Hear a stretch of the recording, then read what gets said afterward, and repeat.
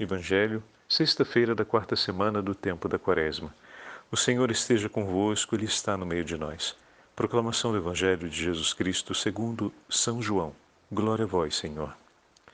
Naquele tempo Jesus andava percorrendo a Galileia. Evitava andar pela Judéia porque os judeus procuravam matá-lo. Entretanto, aproximava-se a festa judaica das tendas. Quando seus irmãos já tinham subido, então também ele subiu para a festa. Não publicamente, mas sim como que às escondidas.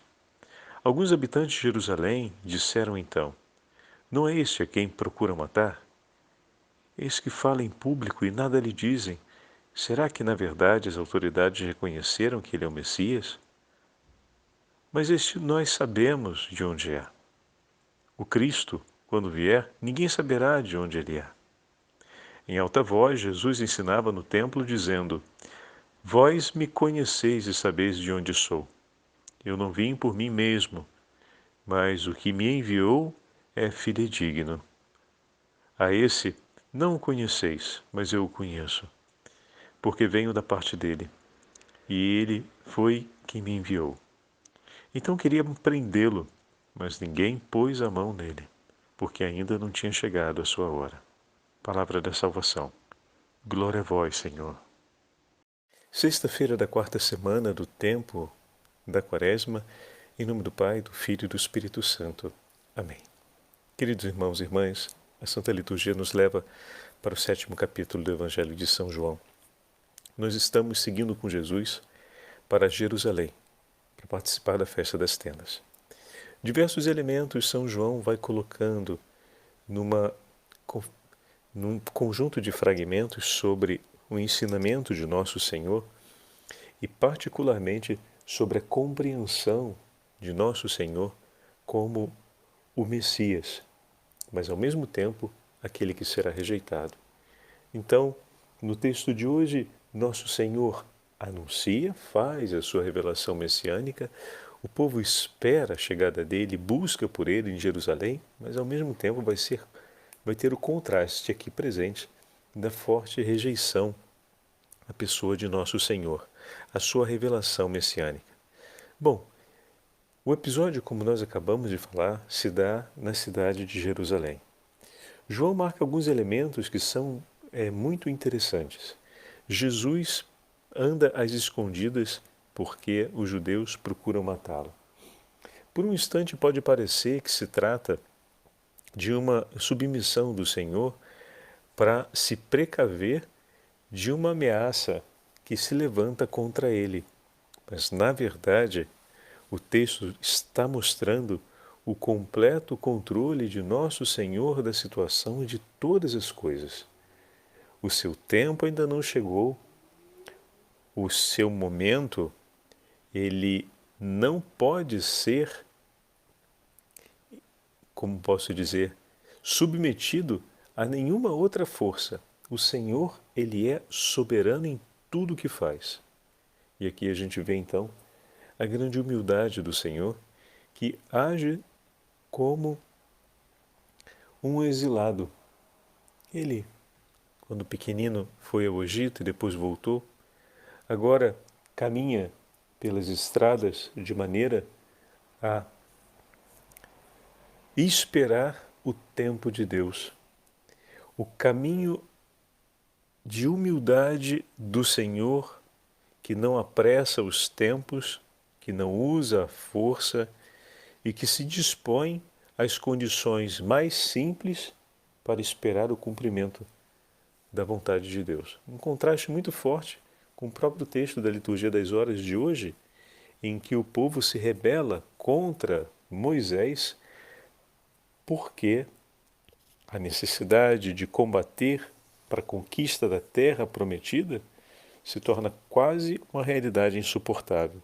Deus havia prometido nos conceder a terra e agora vamos ter que combater com povos mais fortes do que nós para conquistar essa terra.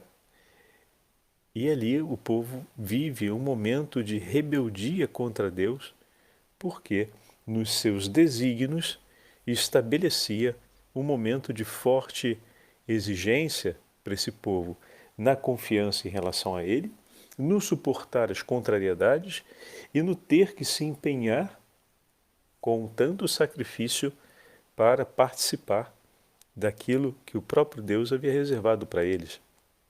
Então, às vezes, acontece essa rebelião dos corações que querem seguir ao Senhor, mas têm grande fadiga em aceitar que o Senhor conduz a história no seu tempo, no seu modo. Se aparecem as contrariedades, esse coração se agita e já começa a correr o risco de rebelar-se contra Deus. Se não são as contrariedades, mas é o tempo que se alonga para além daquilo que a pessoa tinha esperado, já começa agora a ter uma rebeldia contra Deus. Porque era para ser mais curto esse tempo de espera. Se a exigência de repente se torna pesada, pode surgir a rebeldia contra Deus, porque estávamos dispostos a suportar um certo grau de exigência, mas não um grau equivalente a esse. Então, por essas três razões, pode acontecer do coração se rebelar. E no Evangelho de hoje, nós vemos o Senhor com toda a confiança e perfeita comunhão com o Pai, sabendo suportar, como vão dizer os profetas, as demoras de Deus. Ou seja, que o Senhor cumpra segundo a sua vontade. Então, seu sacrifício, seu tempo e sua disposição pessoal, pela vontade do Pai, estão preservadas. E João nos mostra isso. Olha como o Senhor se dispõe a condições muito humilhantes, a condições de grande simplicidade e dureza para permanecer fiel à vontade de Deus. E a vontade de Deus ela é soberana. Parece por um instante que os adversários, na grande articulação que fazem, vão conseguir finalmente submeter o que é de Deus. Mas não acontece e jamais acontecerá. Tanto que em Jerusalém, enquanto o Senhor faz a pregação, o texto vai dizer que em nenhum momento acontece dele ser perseguido ou de alguma forma condenado. Isso no tempo certo irá se dar. Tanto que alguns vão se perguntar entre si, mas não é aquele dali? Ele não faz a pregação? Será que finalmente o aceitaram? Bom, nessa declaração do povo, João traz para a gente um conjunto de percepções que são importantes sempre naquele contexto do binômio joanino, onde ele coloca duas coisas, né? E faz dialogar essas duas coisas que quase sempre têm uma tensão entre elas, trevas e luz, verdade e o engano, né? O autêntico discipulado e o aparente discipulado. Aqui no Evangelho de hoje aparecem esses dois elementos sobre a origem de Jesus. A sua origem humana, ela parece ocultar aos olhos dos homens a sua origem divina. Verdadeiramente homem, verdadeiramente Deus. Mas pode ser verdadeiramente homem e ao mesmo tempo verdadeiramente Deus? Então, o Senhor vem de junto do Pai, volta para junto do Pai. Ele não frequentou as escolas rabínicas, então como é que ele tem todo esse conhecimento e ao mesmo tempo os milagres que realiza, os sinais que realizam, falam da sua natureza divina. Falam que ele veio de fato e testemunham que ele veio de junto do Pai e para o Pai volta. Mas ao mesmo tempo, a sua humanidade, como pode? Ele não vem de Nazaré, na verdade eles não sabem que ele nasceu em Belém. São poucas as pessoas que sabem que ele nasceu em Belém. Mas em todo caso, também vemos essa realidade tão presente. Ele está no meio de nós, come como nós, vive ao nosso lado, passa pelas mesmas dificuldades, mas como assim essa origem pode dizer para nós o contrário das evidências divinas que estão ali. Diante das evidências divinas, diante dos sinais realizados, que só Deus pode realizar, o homem é chamado a declarar o seu reconhecimento. Por mais de uma vez o Senhor irá dizer: se vocês não acreditam em minhas palavras, acreditem ao menos nas minhas obras, porque elas dão testemunho. Então, constantemente, o Senhor nos ensina a olhar para os sinais de Deus na nossa vida. Olha aqui o ponto dessa quarta semana da Quaresma, voltando agora na sexta-feira para as nossas mãos, olharmos no nosso cotidiano os sinais da presença de Deus, os sinais da graça, os sinais da vida divina que está no meio de nós. O Senhor está no meio de nós, Ele sustenta o nosso agir. Ele toma nas mãos a história do nosso tempo. Ele toma nas mãos as nossas forças. Sem Ele não teríamos força de seguir adiante na vida. Sem o projeto de Deus estaremos perdidos nesse mundo.